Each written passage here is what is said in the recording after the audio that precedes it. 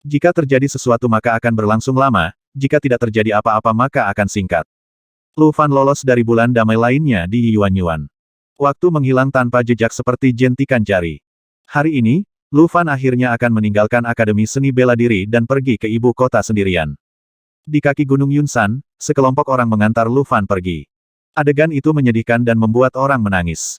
Adik laki-laki Lu Fan, ingatlah untuk membawakan lebih banyak makanan lezat.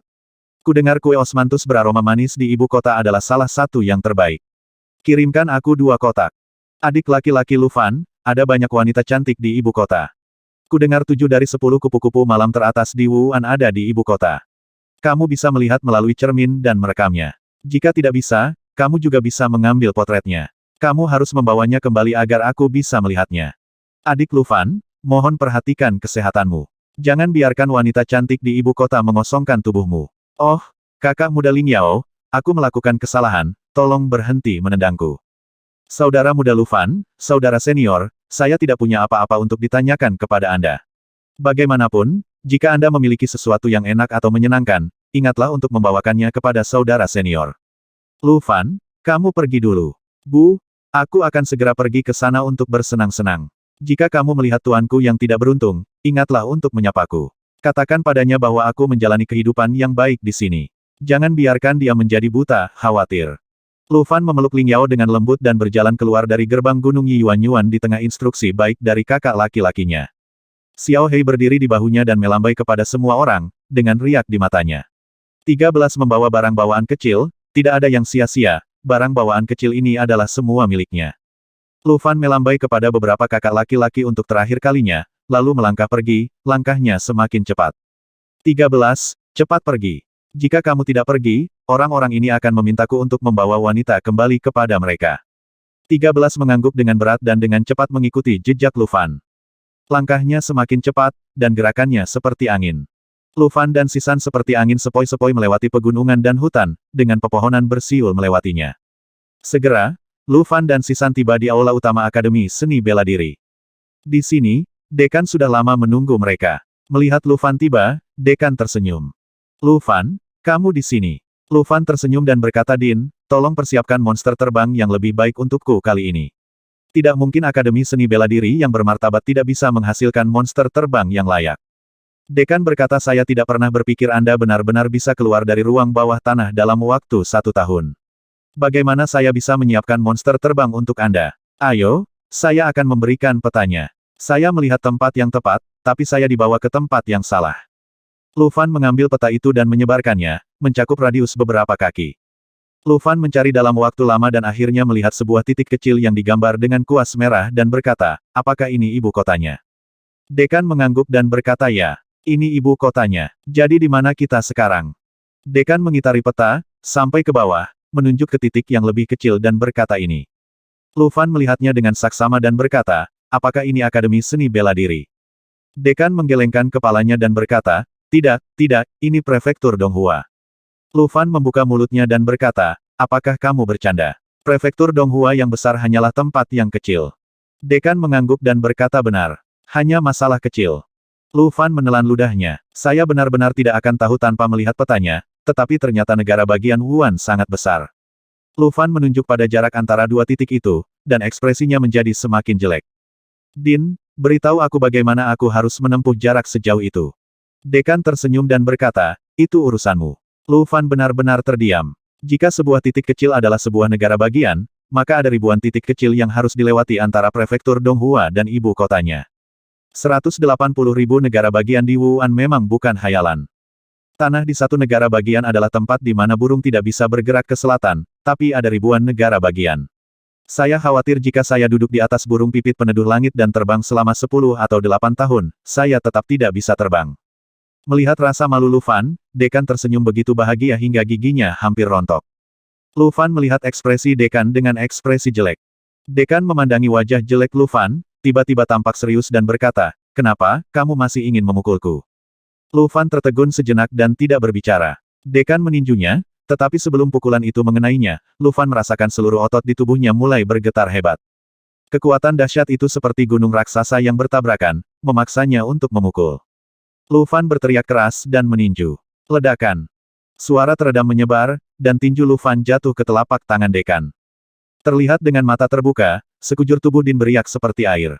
Kekuatan pukulan yang bagus, dan energi yang baik. Sepertinya kamu memang telah menguasai kekuatan siklus hidup dan mati. Memang keputusan yang tepat untuk membiarkanmu masuk ke dalam penjara bawah tanah. Senyuman kembali muncul di wajah dekan. Baru pada saat itulah Lu Fan menyadari bahwa dekan sedang menguji kekuatannya. Senyuman muncul di sudut mulutnya, dan Lu Fan berkata keterampilan tingkat surga juga dipraktikkan oleh manusia. Jika Anda ingin melatihnya, Anda secara alami dapat menguasainya. Dekan terkekeh dan berkata jika siswa lain di akademi mendengar apa yang Anda katakan, mereka mungkin akan bunuh diri karena malu. Anda juga dapat melatih keterampilan tingkat surga. Tampaknya masa depan Anda harus lebih luas dan lebih penting daripada masa depan saya. Setidaknya di usiamu, aku tidak akan berani melihat teknik tingkat surga. Aku harap kamu benar-benar dapat melakukan sesuatu yang besar setelah kamu pergi ke ibu kota. Lu Fan menarik tinjunya dan berkata dengan hormat tolong beri nasihat kepada dekan tentang cara menuju ke ibu kota. Dekan tersenyum dan berkata sudah kubilang tadi, bukankah sudah kubilang sebelumnya? Dengarkan baik-baik, jika ingin sampai ke ibu kota dalam waktu sesingkat-singkatnya, hanya ada dua cara. Salah satunya adalah titik tetap langit bergerak formasi, dan yang lainnya adalah ruang yang dilewati sesuatu. Lu Fan mengerutkan kening dan berkata, saya telah melihat formasi penggerak surga sebelumnya. Apakah ada formasi penggerak surga dengan titik tetap ke ibu kota di prefektur Donghua? Apa yang dimaksud dengan perjalanan luar angkasa? Dekan berkata seharusnya tidak ada formasi langit bergerak titik tetap menuju ibu kota. Kalaupun ada, hanya bisa dibuka dari sisi ibu kota itu. Adapun benda-benda yang dapat melakukan perjalanan melalui ruang angkasa, itu adalah sesuatu yang dapat melakukan perjalanan melalui kehampaan. Hal ini memungkinkan Anda untuk memasuki aliran kehampaan dan bergerak maju dengan kekuatan langit dan bumi. Kecepatannya dapat mencapai ribuan mil dalam sekejap. Dengan itu, pergi ke ibu kota tidak akan sulit. Lu Fan terpesona dengan apa yang dia dengar. Dia dapat melakukan perjalanan ribuan mil dalam sekejap mata. Betapa cepatnya dia. Dia dengan cepat bertanya di manakah benda yang dapat melakukan perjalanan melalui ruang angkasa. Dekan menatap Lu Fan dalam-dalam, lalu mengangkat tangannya dan kereta tanpa kuda muncul di depan Lu Fan. Kereta berwarna gelap itu tampak seperti terbuat dari besi hitam.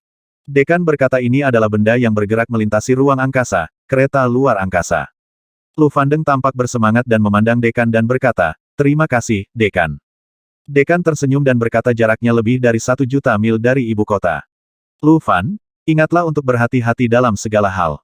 Lu Fan membungkuk dalam-dalam kepada Dekan dan berkata, saya pasti akan memenuhi kepercayaan Dekan. Dekan tersenyum dan berkata benar. Ingatlah untuk datang ke Tianjia untuk menemui saya setelah tiba di ibu kota.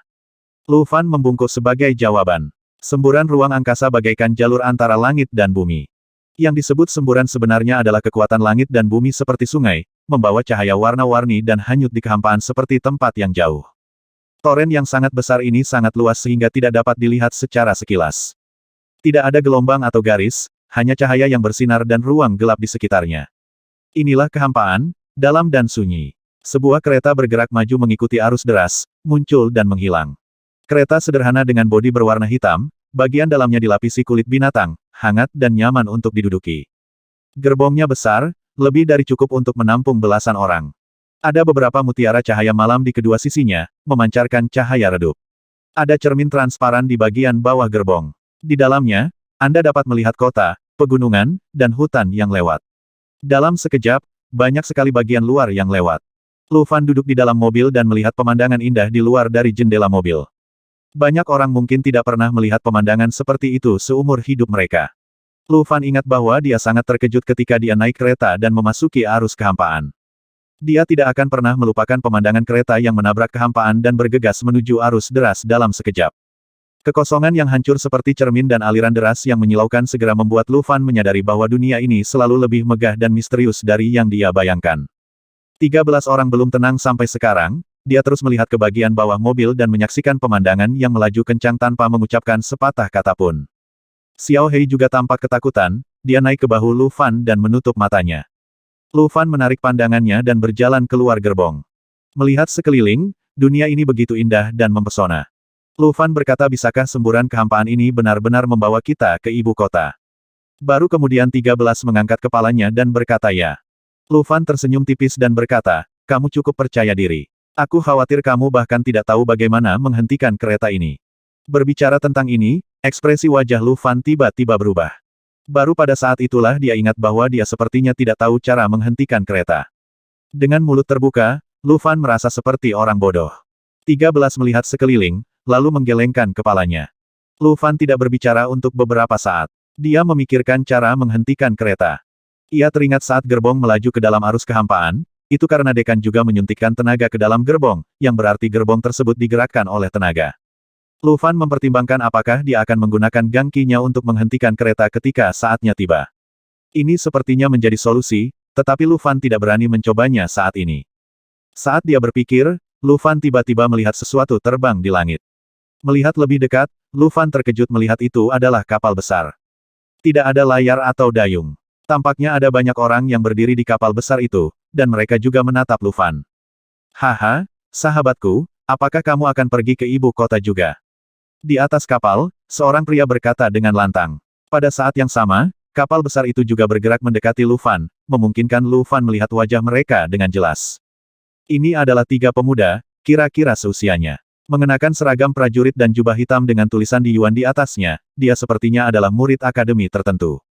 Lu Fan dengan tenang menjawab ya, apakah kamu akan pergi ke ibu kota juga? Pemimpinnya tersenyum dan berkata itu benar. Saya tidak menyangka akan melihat orang-orang bepergian bersama saya di tengah arus kehampaan. Nama saya Yuan Lai. Kami dari Akademi di Lingwu. Saya berani menanyakan nama saudara laki-laki saya. Pihak lain sepertinya tidak memiliki niat buruk, jadi Lu Fan dengan tenang menjawab Lu Fan, dari Akademi Seni Bela Diri.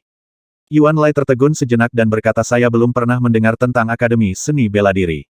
Bukankah teman saya dari Yanzhou? Lu Fan sedikit terkejut, lalu tiba-tiba tersenyum dan berkata, tidak, saya dari Prefektur Donghua. Yuan Lai juga terkejut dan berkata Prefektur Donghua, saya pernah mendengarnya. Tampaknya ini adalah negara bagian yang cukup besar. Ini adalah pertama kalinya saya bertemu orang-orang dari prefektur lain. Tampaknya Xiongtai juga akan pergi ke sana, berpartisipasi dalam seleksi. Mengapa Anda tidak datang? Sebuah narasi. Yuan Lai langsung mengundang Lu Fan untuk naik ke kapal, Lu Fan tersenyum tipis dan hendak menolak. Tapi wanita lain di sebelahnya berkata Yuan Lai, mengapa kamu memikat semua orang ke perahu? Negara bagian kecil seperti prefektur Donghua dapat dibandingkan dengan Yanzhou kita. Omong kosong apa yang kamu bicarakan dengannya? Orang lain tertawa dan berkata apakah jarang bertemu orang dari negara bagian lain? Meskipun saya seorang pejuang dari negara bagian kecil, tidak ada salahnya mengetahui adat istiadat dan adat istiadat negara bagian lain. Feng Ying, tolong berhenti memblokir ini temanku. Namaku Xiangsu. Maukah kamu datang dan berbicara denganku? Lu Fan melirik ketiga orang, 2 pria dan 1 wanita, 1 gemuk dan 1 kurus, 1 tinggi dan 1 pendek. Xiangsu itu sebesar banteng dan kuda, dengan wajah seram. Feng Ying perempuan masih memiliki beberapa kecantikan, tetapi hanya sedikit. Lu Fan berkata tidak perlu naik perahu. Ada baiknya kita ngobrol saja. Menurutku kalian bertiga sangat pandai menggerakkan perahu di bawahmu. Kurasa kamu tahu cara menggunakan benda luar angkasa ini. Bisa kamu memberitahuku sesuatu? Lu Fan menanyakan pertanyaan kunci yang ingin dia ketahui. Ketika Feng Ying mendengar pertanyaan Lu Fan, rasa jijik di wajahnya menjadi semakin kuat. Yuan Lai tertegun sejenak, lalu tertawa dan berkata hahaha. Saudara Lu Fan, kamu bahkan tidak tahu cara mengendalikan benda luar angkasa, namun kamu berani memasuki aliran kehampaan.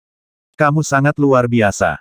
Yuan Lai tidak dapat menemukan kata sifat untuk menggambarkan perilaku Lu Fan untuk sementara waktu, tetapi melihat dia yang akan mati sambil tertawa, Lu Fan hanya bisa tersenyum canggung. Xiangsu, yang awalnya mengundang Lu Fan untuk naik ke kapal, sekarang memiliki sedikit rasa jijik di matanya dan tidak banyak bicara. Hanya Yuan Lai yang berkata dengan penuh semangat sebenarnya, ini sangat sederhana. Tidak peduli apa jenis benda kosong itu membutuhkan Gang Jin atau Yuan Qi untuk mengendalikannya. Suntikkan kekuatanmu ke dalamnya, dan itu akan mengikuti kemauanmu. Dan bergerak. Berhentilah jika kamu menginginkannya. Lu Fan berkata oh, dan menangkupkan tinjunya dan mengangkat tangannya ke arah Yuan Lai untuk mengungkapkan rasa terima kasihnya. Yuan Lai menggelengkan kepalanya dan berkata itu hal kecil, hal kecil. Faktanya, dalam aliran kehampaan ini, tidak masalah apakah itu berhenti atau tidak. Apalagi saat kita menempuh jalan sampai ke ibu kota, seperti kita. Biarkan saja benda-benda di luar angkasa melayang. Ketika Anda mencapai akhir, itu akan berhenti secara alami. Lu Fan sedikit bingung dan bertanya jalannya. Akhir, bagaimana kamu mengatakan ini? Yuan Lai berkata aliran kehampaan di bawah kita adalah jalan, yang setara dengan jalan resmi. Jalan semacam ini hanya dapat mengalir ke ibu kota. Anda dapat membayangkan ibu kota sebagai formasi besar, dan kekuatan keseluruhan langit dan bumi kerajaan Wuan akan mengalir. Ia diserap olehnya, sehingga membentuk 8 pipa besar. Kita berada di salah satunya. Saat kita mencapai ibu kota, semburan kehampaan akan hilang. Bukankah ini akhirnya? Lu Fan mengangguk penuh pengertian, ternyata itu benar. Dengan cara ini, toren kekosongan ini benar-benar mirip dengan saluran resmi yang dibuat khusus oleh kekuatan besar tertentu. Lu Fan melihat semburan besar kehampaan di bawahnya, sedemikian rupa sehingga satu nafas dapat membengkakkan seluruh dunia dengan kekuatan langit dan bumi. Lu Fan terkejut dengan kekuatan macam apa yang bisa melakukan ini. Apakah terbentuk secara alami oleh langit dan bumi? Lu Fan diam-diam berspekulasi. Setelah jeda, Lu Fan kemudian bertanya karena hanya ada satu arah aliran, apa yang harus kita lakukan ketika kita kembali? Yuan Lai berkata sederhana saja. Jangan ikuti jalur resmi. Selain jalur resmi, ada banyak toren kecil di dunia. Anda dapat mengontrol objek luar angkasa dan mencari dengan hati-hati. Ngomong-ngomong, objek luar angkasa Anda seharusnya memiliki catatan. Klik, itu adalah cermin yang mencatat di mana Anda telah berjalan. Ini akan memberitahu Anda apakah Anda menuju ke arah yang benar. Lu Fan berbalik dan melihat badan mobil, tersenyum dan mengangguk. 13 di dalam juga memiliki ekspresi kesadaran yang tiba-tiba, inilah peran emosi di bagian bawah mobil.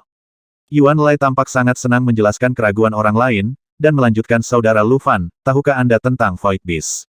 Lu Fan menggelengkan kepalanya dan berkata saya tidak tahu. Kedengarannya seperti sejenis binatang buas. Yuan Lai tersenyum dan berkata ya, dalam semburan kehampaan ini, sebenarnya tidak stabil. Ada juga makhluk hampa aneh yang tinggal di sana. Saya mendengar ayah saya berkata bahwa jika Anda menemukannya, Anda harus berhati-hati. Binatang hampa ini adalah semuanya sangat kuat. Tanpa kekuatan apapun, sulit untuk dihadapi. Lu Fan mengangguk penuh pengertian dan berkata, terima kasih atas pengingatnya. Saat Yuan Lai selesai berbicara, Feng Ying, yang selalu diam, berkata bagaimana bisa makhluk hampa begitu mudah ditemui. Sekarang makhluk hampa di jalan resmi telah lama dibersihkan. Yuan Lai, lihat rekor poinnya, masih ada berapa lama waktu yang dibutuhkan untuk mencapai titik suplai kosong pertama. Saya sudah lama terpesona dengan titik suplai itu. Yuan Lai menjawab dengan lembut, melambai kepada Lu Fan dan berkata, saudara Lu Fan, mari kita bicara nanti. Saya akan memeriksa tempat rekamannya. Lu Fan tersenyum dan mengangguk, dia juga sangat tertarik melihat Void Supply Point. Feng Ying memandang Lu Fan dari atas ke bawah dan berkata, saya benar-benar tidak tahu bagaimana orang seperti Anda berani mendapatkan benda luar angkasa. Anda tidak tahu apa-apa namun Anda berani masuk tanpa izin. Lu Fan tersenyum dan berkata barang-barang itu diberikan oleh orang lain. Ini juga pertama kalinya aku menggunakannya. Feng Ying berkata saya khawatir itu dicuri. Setelah mengatakan itu, Feng Ying pergi dan kembali ke kabin. Xiang Zhu memandang Lu Fan beberapa kali dan tiba-tiba berkata binatang spiritual di bahumu menarik. Apakah kamu ingin menjualnya? Lu Fan perlahan menggelengkan kepalanya. Xiang Zhu berkata kamu belum mendengar harganya. Saya bisa memberimu sebotol ramuan. Ini bukan jumlah yang kecil. Lu Fan masih menggelengkan kepalanya. Xiang Zhu mengerutkan kening dan berkata, membosankan. Setelah mengatakan itu, dia juga masuk ke kabin. 13 keluar saat ini dan berkata musuh. Lu Fan tersenyum dan berkata dia hanya memiliki temperamen yang buruk. Bagaimanapun, dia harus menjadi orang baik. 13 mengangguk dan berdiri diam di belakang Lu Fan. Roda-rodanya berguling ke depan. Ngomong-ngomong, gerbongnya juga menarik, jelas bergerak maju dengan kekuatan langit dan bumi, tapi rodanya masih bisa berputar. Entah apa yang dipikirkan oleh para senior yang membuat gerbong ini. Lu Fan duduk di depan gerbong dan diam-diam mengendalikan seluruh gerbong dengan gangkinya. Seperti yang dikatakan Yuan Lai, kereta ini seperti senjata ajaib. Setelah gangki disuntikkan padanya, Lu Fan segera memahami banyak hal. Misalnya kereta ini memiliki roh senjata, meskipun jauh lebih rendah dari roh senjata seperti Lao Jiu, setidaknya ia memiliki kesadaran dasar. Kedua, dia bisa melihat kemana gerbong itu lewat dengan mencatat titik-titik. Meskipun itu hanya beberapa gambar campuran, Lu Fan setidaknya dapat mengetahui bahwa mereka telah melakukan perjalanan puluhan juta mil sekarang. Gunung, sungai, kota, dan hutan belantara semuanya tersapu. Lu Fan tidak tahu berapa banyak kota atau negara bagian yang telah mereka lewati, tapi ada satu hal yang pasti. Artinya, jika dia tidak memiliki kereta luar angkasa ini, dia mungkin tidak akan pernah bisa pergi ke tempat-tempat tersebut seumur hidupnya. Lu Fan dapat melihat bahwa orang-orang di beberapa negara bagian masih mengenakan pakaian linen kasar, dan beberapa negara bagian hanyalah hutan belantara, dan orang-orang masih melakukan pertanian tebang bakar. Kesenjangan antar negara tampaknya sangat besar. Lu Fan tidak tahu kenapa, Tapi dia tiba-tiba mengerti bahwa tidak semua orang di dunia ini seperti prefektur Donghua. Saya tidak tahu berapa lama saya duduk di sana, mungkin 1 hari, mungkin 2 hari. Aliran kehampaan di ujung pandangannya tiba-tiba mulai bercabang. Dikatakan pertigaan jalan, namun nyatanya masih banyak lagi jalurnya, antara lain aliran sungai sempit yang mengalir ke belakang dan aliran sungai yang mengalir ke kiri dan ke kanan. Aliran deras ini seperti ranting-ranting yang terbang keluar dari pohon, kecil dan banyak. Meski toren sebagai tulang punggung masih terlihat besar, namun toren bukan lagi satu-satunya. Kali ini, Yuan Lai dan yang lainnya akhirnya keluar dari kabin lagi. Melihat arus deras yang tak terhitung jumlahnya di ujung pandangannya dari kejauhan, Yuan Lai tersenyum dan berkata sepertinya kita hampir sampai pada titik suplai. Saudara Lu Fan, tahukah Anda apa itu titik suplai? Lu Fan menggelengkan kepalanya sambil tersenyum. Dia tahu bahwa Yuan Lai sangat suka menjelaskan sesuatu kepada orang lain. Dalam hal ini, Lu Fan tidak ingin mengecewakannya. Yuan Lai tersenyum dan berkata tempat perbekalan adalah tempat di mana makanan, pakaian, dan peralatan disiapkan untuk orang-orang yang lewat. Tempat ini juga menjual beberapa barang yang tidak dapat dibeli di tempat lain. Saya pikir saudara Lu Fan akan tertarik. Lu Fan tersenyum tipis, dia memang sangat tertarik. Pada saat ini, Feng Ying juga keluar dan berkata saya mendengar dari ayah saya bahwa barang-barang di tempat persediaan sangat mahal. Tidak mudah untuk membelinya. Setelah mengatakan itu, Feng Ying memutar matanya ke arah Lu Fan, matanya seolah berkata apakah kamu punya uang untuk membelinya. Lu Fan sama sekali tidak peduli tentang hal ini. Pokoknya kalau mampu jangan beli, dan kalau tidak mampu jangan beli. Selain itu, Lu Fan benar-benar tidak bisa memikirkan tempat manapun di dunia ini di mana Qi Refiner tidak mampu membeli apapun dengan kekayaannya. Jika memang ada, dia pasti harus melihatnya. Suatu hari kemudian, Lu Fan dan yang lainnya akhirnya tiba di titik perbekalan legendaris. Dilihat dari kejauhan, itu adalah awan yang mengambang di arus deras, dengan warna hitam putih, dan banyak benda luar angkasa yang diparkir di luar. Sebagian besar objek di ruang ini adalah perahu, dan lainnya termasuk rumah dan daun teratai. Lu Fan bahkan melihat beberapa bunga teratai. Tiba, Yuan Lai memandangi awan hitam putih dan berteriak kegirangan, dia mengendalikan kapal untuk mendekat dan beberapa orang melompat. Lu Fan juga keluar dari kereta bersama Xiao Hei dan Si San. Begitu dia menginjak awan, Lu Fan merasakan ada yang tidak beres. Sentuhan lembutnya benar-benar seperti menginjak kapas. Inti kristal luar angkasa terbaik, pilihan pertama untuk membuat benda luar angkasa, 10.000 emas, tanpa harga, jangan sampai ketinggalan saat lewat. Wu Angguo memiliki catatan titik yang lengkap dan peta mengemudi. Ini adalah pilihan terbaik Anda untuk bepergian. Coba lihat, ada berbagai macam benda kosong langka yang tidak dapat kamu pikirkan, dan tidak ada yang tidak dapat kamu beli. Teriakan datang dari segala arah, dan sekilas, ini adalah kota kecil. Ada tempat istirahat, tempat berjualan, dan tempat makan, minum dan bersenang-senang. Ada berbagai macam orang yang datang dan pergi.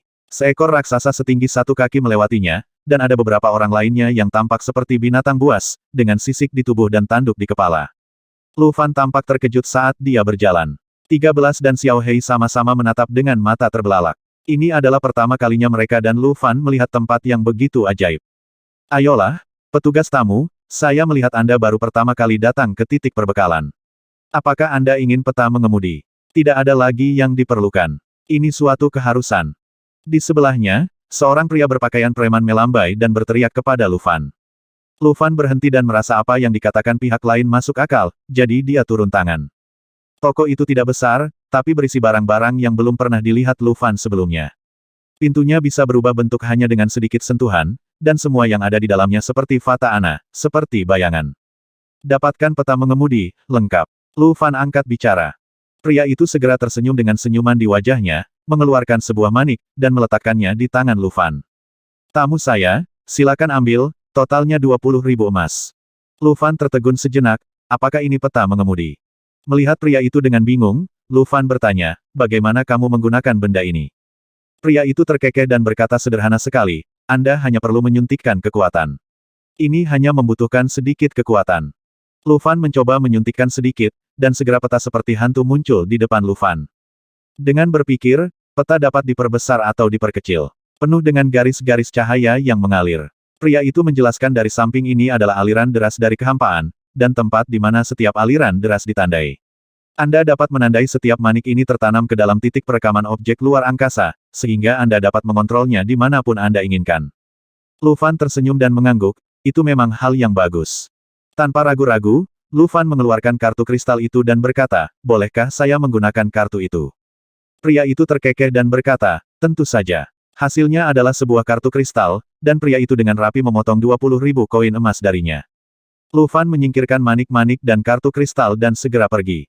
Begitu dia pergi, pria itu tersenyum dan berkata dia memang pendatang baru, dan dia telah mendapatkan tambahan 10.000 koin emas. Tapi anak ini benar-benar kaya. Dia memenangkan 20.000 koin emas tanpa berkedip. Ayolah, awasi anak laki-laki tadi, dia gemuk. Dombanya sudah tiba. Biarkan saudara-saudara menggunakan keahliannya dengan lebih cemerlang. Begitu dia selesai berbicara, beberapa pria jangkung muncul dari dalam, dan berjalan keluar dengan cepat sambil tersenyum jahat. Lu Fan sedang berjalan di jalan sambil bermain dengan manik-manik yang baru saja dibelinya. Saat ini, 13 tiba-tiba berkata di belakangnya Tuan. Lu Fan menoleh dan menatap 13, ini adalah pertama kalinya 13 berinisiatif untuk berbicara dengannya. Lu Fan tersenyum dan bertanya, ada apa? 13 berkata perlahan, ada seseorang. Lu Fan tertegun sejenak, lalu mengerutkan kening, dan kesadaran spiritualnya menyebar seiring dengan energi langit dan bumi. Mungkin karena kekuatan langit dan bumi sangat kuat di sini, Lu Fan dapat melihatnya dengan sangat jelas. Benar saja, ada dua orang licik yang menatap mereka. Lu Fan tersenyum tipis dan berkata, menarik untuk ditatap saat pertama kali kita tiba. Menyingkirkan manik-manik itu, Lu Fan tidak menganggapnya serius dan terus berjalan ke depan. Meskipun kotanya kecil, namun dilengkapi dengan baik, Lu Fan membeli beberapa inti kristal luar angkasa yang belum pernah dia lihat sebelumnya. Lalu dia langsung masuk ke sebuah restoran. Restoran di sini terlihat sangat berbeda dengan restoran di Donghuasu. Pertama-tama mari kita bicara tentang arsitekturnya, memiliki struktur tiang yang lengkap, transparan seperti kristal dari dalam hingga luar. Meja, kursi dan bangku semuanya terbuat dari kristal transparan. Lu Fan memesan beberapa hidangan secara acak dan menemukan bahwa hidangan ini cukup mahal, harganya ribuan dolar. Tapi hidangannya memang sesuatu yang belum pernah saya lihat sebelumnya. Misalnya ayam semrawut apa ini? Contoh lainnya, apakah kuku binatang api satu jari ini? Ketika makanannya datang, Lu Fan benar-benar tercengang. Piringnya sangat besar, dia belum pernah melihat ayam panggang yang lebih besar dari manusia. Saya belum pernah melihat sesuatu yang tampak seperti pengeliling Nangui yang selalu bisa membakar api ungu. Xiao Hei dan 13 sedang duduk di sebelah Lu Fan, menatapnya dengan mata tercengang. Lalu, Lu Fan mencoba mencicipinya. Anda benar-benar mendapatkan apa yang Anda bayar, saya belum pernah mencicipi sesuatu yang begitu lezat. Segera, Lu Fan berseri-seri. Jika hal-hal ini diberikan kepada Ling Yao, kakak senior Han Feng dan yang lainnya, mereka pasti akan bahagia sampai mati. Xiao Hei dan Sisan juga mulai makan dengan perut terbuka, dan mereka sangat senang makan. Pada saat ini, Lu Fan melihat Yuan Lai dan yang lainnya juga berjalan ke dalam toko. Ketika mereka bertiga melihat Lu Fan sedang makan, ekspresi mereka tiba-tiba berubah. Yuan Lai tersenyum dan berkata, saudara Lu Fan, kamu cepat dan langsung datang untuk makan. Feng Ying dan Xiang Zhu merasa sedikit aneh dan tidak berbicara. Mereka bertiga duduk di meja di sebelah Lu Fan. Pelayan mengambil menu yang tampak seperti kartu kristal dan menyerahkannya kepada Yuan Lai dan yang lainnya. Begitu mereka melihat harga berbagai hidangan di menu, ekspresi Yuan Lai dan yang lainnya langsung berubah. Mengapa harganya begitu mahal? Barang-barang di sini sungguh sangat mahal, harganya puluhan ribu. Pelayan tersenyum dan berkata jika Anda tidak membawa cukup koin emas, Anda juga dapat membayar tagihannya dengan ramuan dan bahan obat. Feng Ying sudah meletakkan menunya, Xiang Zhu menggelengkan kepalanya dan berkata tidak, kami tidak punya banyak pil, bagaimana kami bisa mengeluarkannya hanya untuk dimakan. Lu Fan mendengarkan kata-kata mereka dan tahu bahwa ketiga orang ini mungkin kekurangan uang. Tidak semua orang bisa seperti dia dan menganggap uang sebagai uang. Tidak semua orang seperti dia, menggunakan pil spiritual sebagai koin emas. Lu Fan menoleh ke Yuan Lai dan berkata, kamu tidak perlu mengeluarkan uang itu. Saudara Yuan Lai, datanglah dan makan bersama. Lagi pula, aku tidak bisa menyelesaikan semua yang aku pesan. Xiao Hei tiba-tiba menatap Lu Fan dengan ekspresi tertekan, menyeringai seolah ingin mengatakan sesuatu. Jika kamu tidak bisa menyelesaikan makannya, kamu masih memiliki aku. Lu Fan meraih kembali bahu Xiao Hei. Dia memberi isyarat dengan tangan kanannya untuk mempersilakan mereka duduk. Yuan Lai terkekeh dan berkata, terima kasih, saudara Lu Fan. Feng Ying dan Xiang Zhu tampak sedikit malu dan tidak bangun. Lu Fan terkekeh dan berkata beberapa lauk bukan apa-apa, jangan khawatir tentang berapa banyak orang yang ada. Tidak mudah ketika kita semua bepergian. Ayo makan bersama dan berteman. Setelah membicarakan hal ini, Feng Ying dan Xiang Zhu tidak punya pilihan selain duduk. 13 langsung berdiri dan berdiri di belakang Lu Fan. Lu Fan menoleh ke-13 dan berkata, duduk dan lanjutkan makan. Apa yang kamu lakukan setelah bangun? 13 menggelengkan kepalanya sedikit dan berkata penuh. Lu Fan meliriknya lebih dari 13 kali, tapi tanpa memaksanya, dia merobek sepotong besar daging untuk Xiao Hei.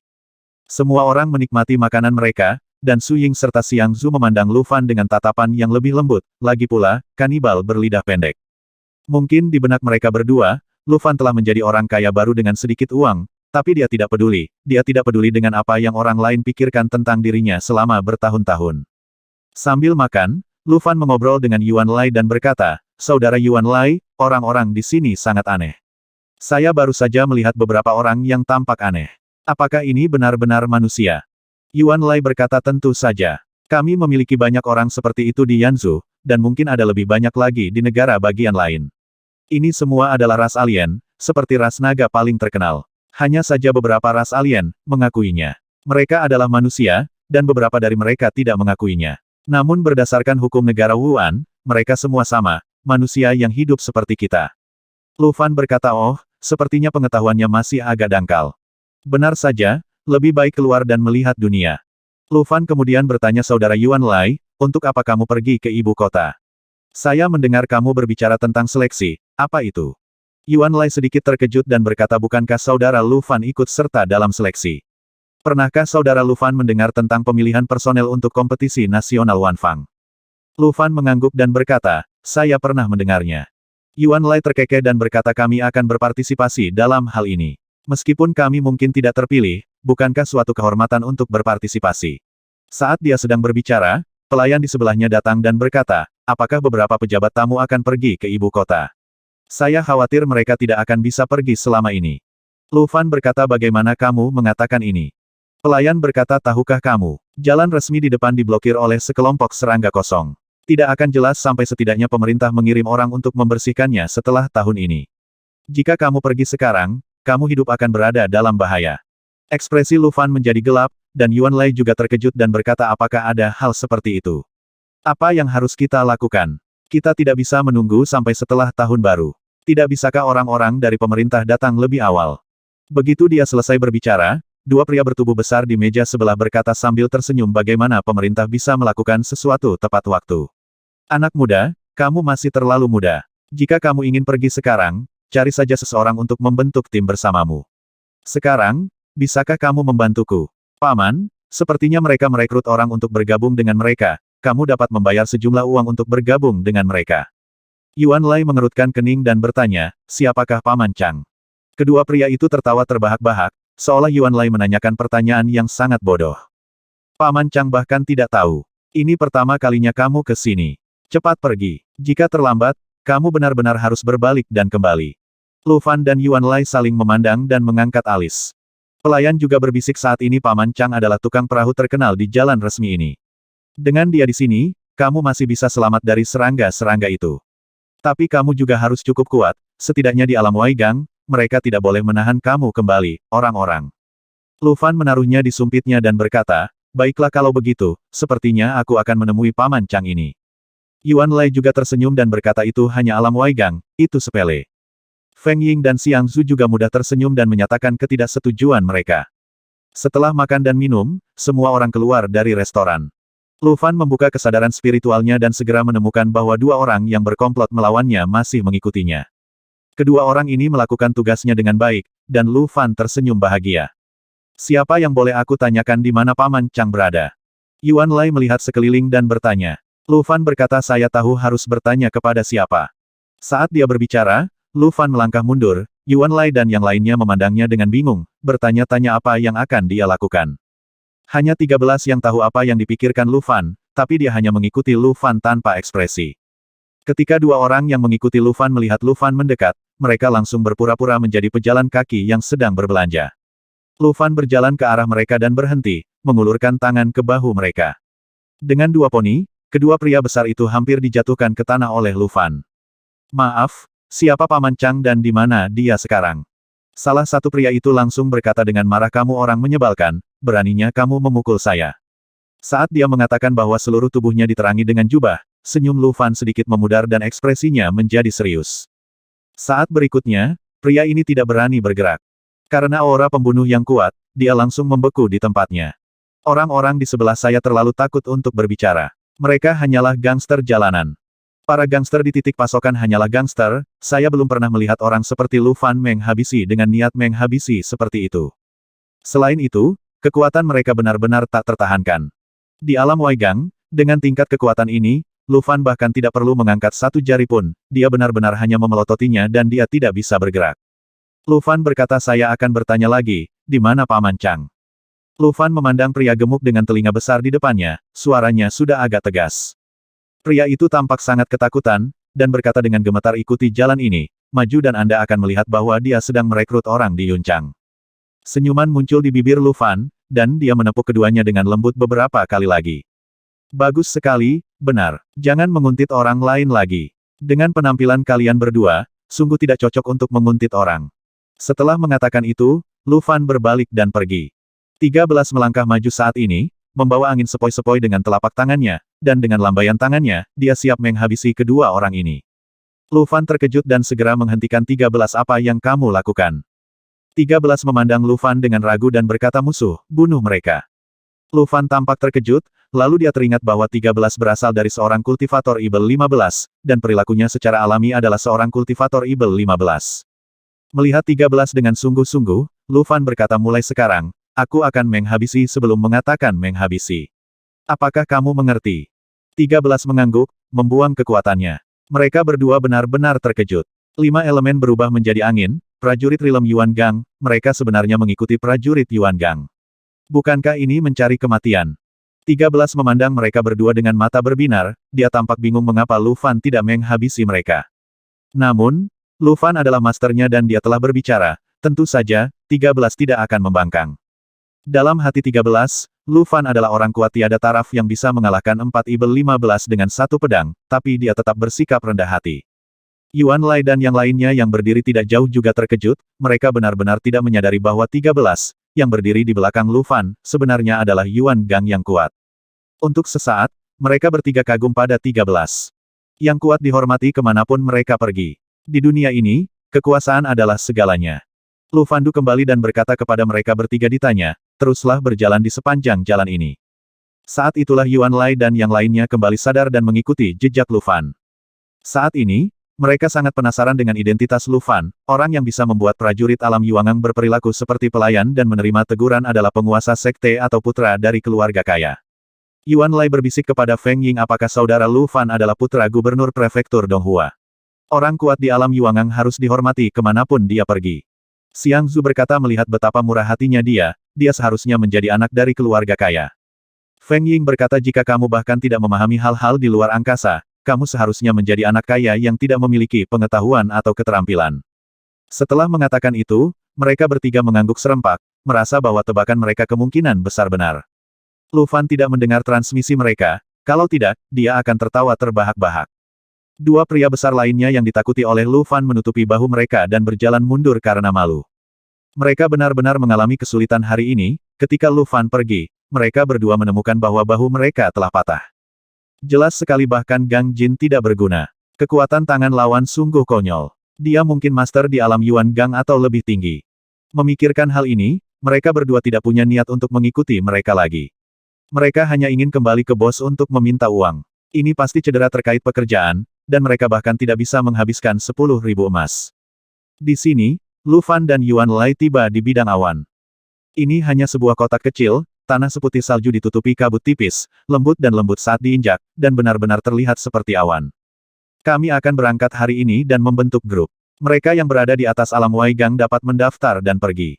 Yang tidak cukup kuat untuk berada di alam Weigang silakan membayar biaya perlindungan tertentu. Saudara juga akan melindungimu saat kamu pergi. Seorang pria berjanggut menginjak platform tinggi dan berteriak keras. Di bawah, sekelompok orang berteriak keras Paman Chang, bisakah tim membawa kargo? Kapal saya besar. Paman Chang, meskipun kekuatanku hanya di puncak alam geng dalam, sama sekali tidak ada masalah dalam menantang prajurit alam gang luar sendirian. Mengapa kamu tidak mencobanya? Kami bukan pembual.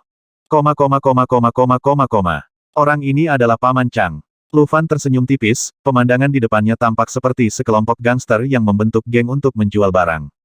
Ayo daftar juga. Lu Fan angkat bicara dan berkata. Yuan Lai dan yang lainnya mengangguk, lalu masuk ke kerumunan. Mendorong dan berteriak, Lu Fan mengandalkan kekuatan tubuhnya untuk memaksa keluar. Di depan, seorang raksasa setinggi sekitar 1 kaki berdiri dengan pedang terhunus, berkata, kemarilah jika kamu ingin diuji. Jika kamu menerima 1 pukulan dariku, kamu akan dianggap memenuhi syarat. Hahaha, aku akan sangat lembut. Ada sekelompok orang di sekitar, tapi hanya sedikit yang berani maju ke depan. Lu Fan juga mendengar beberapa pria berteriak dan mengumpat, Tusang, dasar pilar orang pembawa sial, kekuatan fisikmu bahkan sebanding dengan seorang pejuang di puncak Waigang. Alam Waigang biasa tidak dapat menerima pukulan darimu. Kamu adalah sengaja mempersulit orang lain. Ya atau tidak? Benar Tusang, kamu lihat aku sudah memiliki Gang Yi, alam Waigang yang asli, cepat daftarkan aku harus segera keluar hari ini. Tusang mengabaikan teriakan mereka dan berkata dengan suara marah, itu pedang seperti yang dijanjikan, itu pedang. Jika kamu ingin mengujinya, cepatlah. Tim tidak menerima pemborosan. Jika kamu tidak bisa menghentikan pedangnya, serahkan saja uangnya dengan cepat, buang semua kata-katanya. Apa yang kamu lakukan? Lu Fan terkekeh. Dia langsung mendapat kesan baik tentang apa yang disebut armada ini. Merupakan aturan yang baik untuk tidak mengumpulkan sampah. Tampaknya akan jauh lebih aman jika Anda pergi bersama mereka. Saya akan datang. Kali ini, Yuan Lai keluar, membuka pakaian gengnya, dan mengenakan sarung tangan berduri di sarung tangan kirinya. Tusang menatap Yuan Lai dan berkata sambil tersenyum, akhirnya seseorang dengan sedikit keberanian ada di sini. Jangan khawatir, aku akan menggunakan 80% kekuatanku dan aku tidak akan menghabisimu. Ambillah. Dengan teriakan nyaring, Tusang menebas dengan pedangnya. Tidak ada Gang Jin, tidak ada Qi Jin, yang ada hanyalah kekuatan fisik yang paling murni. Dengan dentang, separuh tubuh Yuan Lai tenggelam ke tanah lunak. Saat dia mengangkat tangan kirinya, sarung tangannya benar-benar menghalangi pedang Tusang. Riak kekuatan berdesir di pakaian Lu Fan. Gang Yi Yuan Lai hampir meledak, tapi dia masih memblokirnya. Waigang tingkat ke-7, kultivasimu cukup bagus, nak, kamu lulus ujian. Tusang melihat Yuan Lai mampu menerima pukulannya, dan mengangguk sambil tersenyum. Yuan Lai melihat sarung tangannya dengan sedih saat ini, dan melihat tanda putih kecil terpotong di sana. Tusang mengambil sebuah buku dan meminta Yuan Lai menuliskan namanya, lalu memberikan Yuan Lai sebuah piring besi. Kemasi barang-barangmu, armada akan berangkat 2 jam lagi, jangan lupa siapa lagi yang hilang. Yuan Lai menyimpan barang-barangnya dan berjalan kembali, berbisik kepada Lu Fan dan yang lainnya, orang ini sangat kuat. Semuanya, berhati-hatilah dan gunakan lebih banyak kelembutan. Feng Ying dan Xiang Zhu mengangguk ringan, lalu mereka naik untuk mengambil pedang satu demi satu. Tak heran, keduanya lolos dengan mudah. Mereka semua berada di Waigang tingkat 7 atau 8. Kekuatan semacam ini adalah yang terbaik bahkan di Akademi Seni Bela Diri. Tidak heran mereka begitu sombong.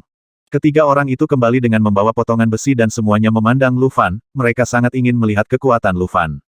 Tapi saat ini Lu Fan hanya berkata kepada 13-13, silakan. 13 mengangguk sedikit, berjalan ke depan, tidak berkata apa-apa, hanya menatap Tusang.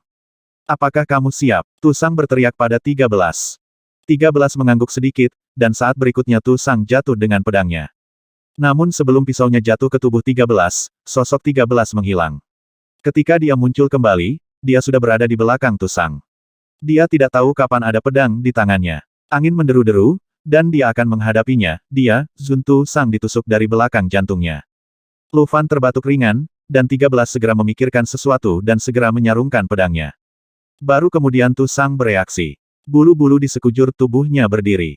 Saat itu juga, ia benar-benar merasakan hawa dingin yang menggigit yang mengancam nyawanya. Tuan, haha, akhirnya seorang tuan ada di sini.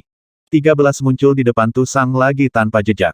Tusang tidak peduli sama sekali bahwa dia hampir terbunuh sekarang, dia hanya tertawa keras dan berkata, kamu adalah penguasa alam Yuangang, Tuan. Datang dan berikan kamu potongan besinya. Aku ingin kamu lebih berhati-hati armada kali ini. Jangan ragu untuk membawa 1 kargo dan 3 orang bersamamu. Tusang mengeluarkan 3 potong besi dan menyerahkannya kepada 13. 13 menerimanya dengan tenang, lalu berjalan kembali ke Lu Fan dan menyerahkan potongan besi itu kepada Lu Fan dengan hormat. Lu Fan berkata dengan dingin, jika ada waktu berikutnya, kamu boleh pergi. 13 berlutut tepat di depan Lu Fan dan membungkuk ke tanah. Lu Fan kemudian mengambil potongan besi itu dan berbalik untuk pergi. 13 berdiri dan mengikutinya. Sekelompok orang di dekatnya tercengang. Prajurit Yuangang berlutut. Apa latar belakang anak ini? Yuan Lai dan yang lainnya mengikuti dengan cepat, begitu mereka menyusul Lu Fan, Feng Ying tidak bisa menahan diri untuk tidak berkata, Lu Fan, bagaimana kamu bisa memperlakukan seorang pejuang seperti ini? Lu Fan berhenti dan menatap Feng Ying. Mungkin karena ekspresinya menjadi lebih menakutkan setelah ekspresinya menjadi serius, jadi Feng Ying mau tidak mau mundur 2 langkah. Apakah kamu usil? Lu Fan bertanya. Feng Ying mengertakkan gigi dan tidak bergeming. Dia mengangkat lehernya tinggi-tinggi dan berkata seorang pejuang tidak boleh dihina dengan enteng.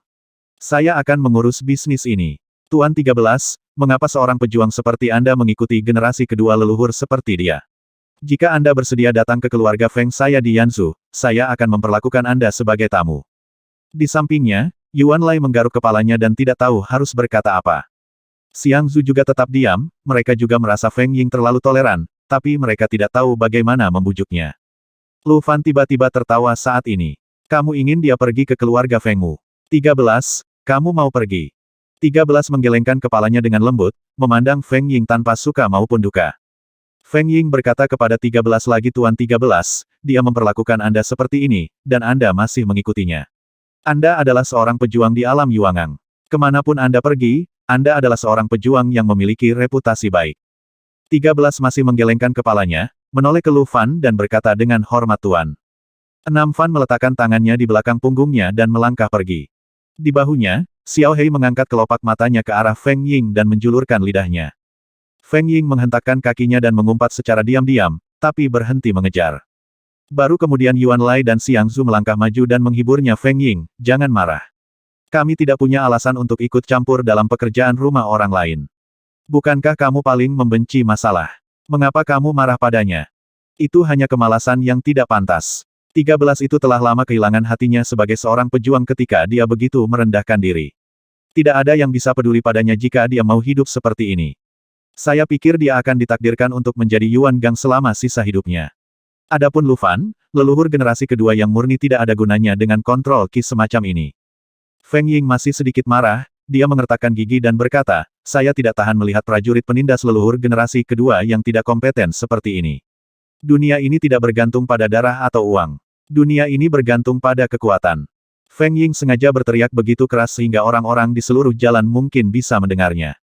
Dia hanya ingin berteriak kepada Lu Fan, kepada leluhur generasi kedua ini. Lu Fan benar-benar mendengarnya berteriak, dan senyuman muncul di wajahnya. Nenek moyang generasi kedua, ayah saya pasti akan sangat senang ketika mendengar saya menerima gelar ini. Lu Fan terkekeh dan mengajak Si San berjalan-jalan di jalan. Setelah sekian lama, senyuman itu memudar. Lu Fan melirik ke 13 dan berkata saya tahu Anda adalah seorang kultivator Ibel 15. Saya juga tahu bahwa mungkin semua pelatihan yang Anda terima adalah untuk menghabisi orang. Tetapi saya ingin memberitahu Anda sekarang. Anda bukan lagi Ibel 15. Budidaya, saat tanda ajaib di tubuhmu menghilang, kamu memiliki kehidupan baru. Sekarang setelah kamu mengenaliku sebagai tuanmu, aku harus memberitahumu bahwa orang tidak mudah dibunuh. 13 mendengarkan dengan setengah pengertian, cahaya di matanya berkedip-kedip, seolah dia sedang memikirkan sesuatu. Lu Fan melanjutkan izinkan saya mengatakannya lagi, ketika Anda bersama saya tidak meminta Anda untuk menghabisi, dan Anda tidak diperbolehkan untuk menghabisi. Jika Anda melakukannya lagi, saya benar-benar tidak dapat menahan Anda. Saya tidak perlu seorang penggarap Ibel 15 yang menghabisi orang seperti air minum untuk mengikutiku. 13 berkata dengan hormat ya. Lu Fan menghela nafas dan berkata 13, aku masih harus memberitahumu. Sebenarnya, bukanlah hal yang baik bagimu untuk mengikutiku. Aku tahu bahwa kamu mengira aku adalah orang kuat yang tiada taraf, jadi kamu ikuti aku. Tapi aku harus mengatakan yang sebenarnya padamu, aku tidak sekuat yang kamu kira. Aku mungkin tidak bisa memberikan apa yang kamu inginkan. Aku bahkan tidak bisa mengajarimu keterampilan seni bela diri apapun. Mata 13 tertuju pada saat ini, dan dia membungkuk dan berkata Tuan, yang kuat. Lu Fan tidak bisa berkata-kata, terkadang tidak ada yang percaya padanya ketika dia mengatakan yang sebenarnya. Tidak ada matahari atau bulan di sini, sehingga sulit menentukan waktu. Rasanya 1 atau 2 jam kemudian, Lu Fan kembali ke Yunchang, tepat pada waktunya untuk bepergian bersama semua orang. Sepotong benda luar angkasa berlayar kembali ke semburan kehampaan dari sisi titik suplai, setelah menghitung sedikit, ada lebih dari 100 benda luar angkasa, dan jumlah orangnya lebih dari 1000. Tim sebesar itu masih tampak seperti setetes air di lautan di tengah arus kehampaan. Kereta Lu Fan kebetulan terletak di tengah, entah disengaja atau tidak, di sebelahnya ada benda luar angkasa Paman Chang. 6 Saya tidak tahu bagaimana mendeskripsikan benda-benda di ruang Paman Chang, seperti perahu tapi bukan perahu, seperti binatang tapi bukan binatang. Itu jelas seekor naga terbang, tetapi perutnya dibelah dan sebuah rumah dibangun. Sisik tebal itu bersinar dengan cahaya aneh. Itu pasti bukan logam, tapi sisik naga. Tubuh naga diubah menjadi lambung perahu, kepala naga diubah menjadi busur, pengerjaannya tidak terlalu indah, bengkok, salah satu mata naga tidak memiliki bola mata, dan tampak tidak mencolok. Adik kecil ini, orang di belakangmu pasti adalah Master Alam Yuangang yang baru saja menguji. Bisakah kamu datang dan berbicara denganku? Tiba-tiba, terdengar suara di perahu naga, Lu Fan melihat sekeliling dan melihat bahwa Paman Chang yang memanggilnya. Anda tidak harus memberikan wajah orang lain, tetapi karena Paman Chang adalah pemimpin tim ini, Lu Fan masih harus memberinya wajah. Sambil memegang tinjunya dan menangkupkan tangannya, Lu Fan berkata, kalau begitu aku minta maaf. Saat dia berbicara, Lu Fan mendekati kereta, lalu mengembalikan kereta itu ke ikat pinggangnya, dan melompat ke perahu naga bersama si Sanyi. Menginjak sisik naga dingin, Lu Fan melihat sekeliling. Perahu naga yang besar dapat menampung 1.000 orang, dan rumahnya sangat megah. Terdapat bendera di sekelilingnya, beberapa prajurit bersenjatakan pedang berpatroli di perahu dan berjalan bolak-balik. Paman Chang terkekeh dan memandang Lu Fan dari atas ke bawah. Dari mana asalmu, adik? Ini mungkin pertama kalinya kamu bepergian. Lu Fan menjawab. Lu Fan berasal dari Donghuasu. Ini memang pertama kalinya saya bepergian. Paman Chang tersenyum berani dan berkata, Prefektur Donghua, saya pernah ke tempat itu, sebuah prefektur besar dengan pegunungan yang indah dan air yang jernih. Namun, tidak banyak orang yang naik kapal feri ke sana dan bisnisnya tidak bagus. Adik laki-laki bisa mendapatkan tempat keberatan di sana juga. Itu tidak mudah, apakah kamu akan pergi ke ibu kota kali ini? Lu Fan mengangguk dan berkata, benar. Paman Chang tersenyum dan berkata, ibu kotanya bagus. Saya bisa melihat dunia, saya harus memanggil apa adik kecil ini? Paman Chang melihat ke-13 lagi. Lu Fan dapat merasakan bahwa Paman Chang lebih antusias terhadap 13. Ketika dia berbicara, senyumnya menjadi lebih cerah. 13 perlahan menyebut namanya. Paman Chang tertawa dan berkata 13. Nama yang bagus. Di beberapa negara bagian, angka ini melambangkan kematian. Saudara 13, tolong bantu kami mengatasi serangga itu kali ini. Di antara tim, ada banyak Master Alam Yuangang. Jika Anda bisa membantu lebih banyak, akan ada lebih sedikit korban. 13 tidak berkata apa-apa dan memandang Lu Fan. Artinya aku akan menuruti perintah tuanku, jika ada yang ingin kau katakan saja padanya. Paman Chang tertegun sejenak, lalu memandang Lu Fan dan berkata, sepertinya adik laki-laki Lu Fan yang membicarakannya. Tolong bantu saya. Lu Fan tersenyum dan berkata tidak apa-apa membantu, tapi apakah ada manfaatnya? Kata-kata Lu Fan membuat Paman Chang tertawa terbahak-bahak. Saudara Lu Fan, kamu adalah orang yang bijaksana. Ya ampun, anak-anak muda zaman sekarang semakin pintar. Saya pikir saat itu, ketika seseorang mengatakannya, saya sangat pemarah sehingga saya setuju. Lu Fan berkata kamu tidak boleh menyia-nyiakannya. Paman Chang berkata saya tidak akan membiarkan usaha Anda sia-sia. Dengan cara ini, Anda dapat membantu menghabisi serangga.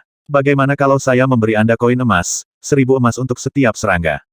Lu Fan menggelengkan kepalanya dan berkata kami tidak kekurangan koin emas, tapi kami tidak terlalu membutuhkannya. Paman Chang mengerutkan kening saat ini dan berkata saudara Lu Fan, tidak baik bagimu melakukan ini. Kita semua berada dalam satu kelompok, dan kita harus saling membantu. 13 bersaudara itu sangat kuat, dan semakin banyak pekerjaan yang kamu lakukan, semakin banyak pekerjaan yang kalian lakukan. Ya, tidak ada salahnya kalian mengumpulkan sejumlah koin emas untuk membeli anggur dan memberikan hadiah kepada 13 bersaudara. Tetapi jika kalian ingin menggunakan ini untuk mencuri barang-barang baik semua orang, itu tidak masuk akal. Lu Fan tersenyum dan berkata jangan mengambil barang bagus. Ini pertama kalinya aku keluar, jadi aku tertarik pada hal baru. Menurutku kali ini seharusnya ada piala untuk menghabisi serangga. Saat aku membeli inti kristal luar angkasa, bos katakan padaku. Jika kamu menghabisi Void Beast, kamu bisa mendapatkan inti kristal luar angkasa, dan kamu juga memiliki kesempatan untuk mendapatkan kristal luar angkasa teratas. Aku menginginkan ini. Paman Chang tertawa dan berkata itu saja, tidak masalah. Jika kamu bisa mendapatkannya, adikku, itu milikmu. Siapapun yang berani merebutnya darimu, aku akan memotongnya menjadi beberapa bagian dan melemparkannya ke dalam semburan kehampaan. Jika ada orang lain yang mendapatkannya, bagaimana kalau aku membelikan kristal luar angkasa untukmu juga? Lu Fan berkata Paman Chang, kamu sangat murah hati. Paman Chang menepuk bahu Lu Fan dan berpikir, jika kristal luar angkasa begitu mudah didapat, dia pasti sudah kaya sejak lama dan masih menggunakan pekerjaannya sebagai tukang perahu. Dia menoleh ke-13 dan mengepalkan tinjunya dan berkata, kalau begitu tolong. Kamu bisa tetap di kapal kami selama beberapa hari ke depan. Tunggu, aku akan memanggil ahli lainnya. Lu Fan mengangguk sambil tersenyum dan masuk ke dalam rumah. Sekilas, dia melihat Yuan Lai dan yang lainnya juga ada di dalam. Rumahnya sangat besar, 2 lantai, dan dibangun seperti restoran. Sekelompok orang sedang makan dan mengobrol, dan Lu Fan hanya menemukan sudut dan duduk alih-alih bergabung dengan Yuan Lai dan yang lainnya.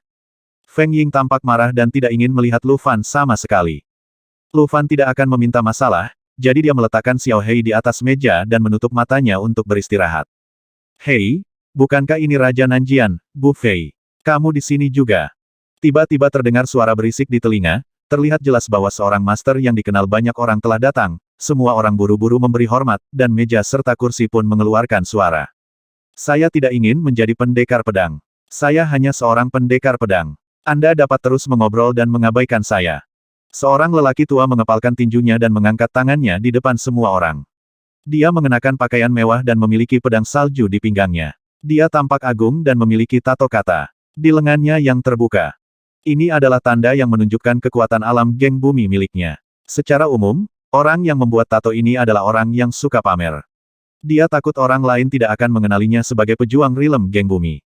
Tentu saja, bahkan mereka yang tidak memiliki kekuatan alam di gang pun bisa mendapatkan tato, selama mereka tidak takut dipukuli sampai mati oleh penantang. Melihat kata ini, semua orang yang hadir, entah mereka mengenalnya atau tidak, berdiri, mengepalkan tangan dan berpegangan tangan. Setiap orang, termasuk Feng Ying dan lainnya, harus menunjukkan rasa hormat terhadap yang kuat. Setidaknya Raja Nanjian Bu Fei ini tidak boleh menjadi pendekar di gang palsu, begitu banyak orang yang mengenalnya, sehingga kekuatannya tidak boleh dipalsukan. Haha. Dengan adanya Raja Nanjian di sini, serangga-serangga kecil itu tidak lagi menjadi masalah. Sepertinya kita bisa duduk dan bersantai selama perjalanan ini. Ya, menurutku sebaiknya aku tidur. Mungkin aku akan berada di ibu kota ketika aku bangun. Sekelompok orang menyanjung Nanjian Wang Bu Fei dengan santai dan bahagia. Namun beberapa orang juga menemukan bahwa di suatu tempat di pojok rumah, ada seseorang yang mata terpejam, tidak ada niat untuk bangun, seolah-olah sedang tertidur. Orang ini adalah Lu Fan, dan dia bahkan tidak tertarik untuk mengangkat matanya. Dia sedang mengisi ulang energinya dan mengedarkan energinya. 13 di belakangnya memiliki ekspresi wajah yang lebih acuh tak acuh, seolah dia tidak peduli tentang apapun. Ketika Feng Ying melihat Lu Fan menjadi sayap kiri, dia diam-diam mengutuk orang ini sangat kasar. Nanjian Wang Bu Fei juga melihat Lu Fan dan sedikit mengernyit. Beberapa prajurit yang berdiri di samping Bu Fei mengikuti pandangan Raja Nanjian dan melihat Lu Fan. Mereka segera mengerutkan kening dan berkata, "Dari mana asalmu, tukang tidur? Dia bisa tidur kemanapun dia pergi." Sekelompok orang tertawa. Feng Ying tiba-tiba berkata dengan nada aneh, "Saat ini saya pikir dia berpura-pura tidur." Lu Fan membuka matanya saat ini dan menatap Feng Ying perlahan. Feng Ying tidak menunjukkan tanda-tanda kelemahan, dia hanya menatap Lu Fan, seolah-olah kamu akan memukulku jika kamu memiliki kemampuan. Raja Nanjian melambaikan tangannya dan berkata, "Tidak masalah, tidak masalah. Generasi muda tidak tahu bagaimana menghormati yang lebih tua dan yang kuat." Kata-kata kasar seperti itu, jika Han Feng ada di sini, dia pasti akan melompat dan mengutuk. Tapi Lu Fan bukanlah Han Feng, jadi dia mendengarkan kata-kata yang tidak berbahaya itu, dia perlahan menutup matanya lagi dan terus beristirahat dengan mata tertutup. Pandangan acuh tak acuh itu seolah berkata, "Jangan khawatirkan aku, lanjutkan saja." Melihat Lu Fan seperti ini, Nanjian Wang Bu Fei tidak berkata apa-apa dan, dikelilingi oleh sekelompok orang, berjalan ke lantai 2. Tingkah laku Lu Fan menarik banyak orang untuk menuding dan menanyakan asal-usul orang tersebut, mereka juga tidak tunduk pada orang kuat dari di gang. Pemuda yang sombong. Di sini, Feng Ying berkata, "Lihat dia, dewa tua itu merasa nyaman. Dia telah menyinggung di gang yang kuat dan bahkan tidak menyadarinya. Jika orang seperti itu benar-benar pergi ke ibu kota, dia mungkin tidak akan bertahan lebih lama lagi, dari sebulan."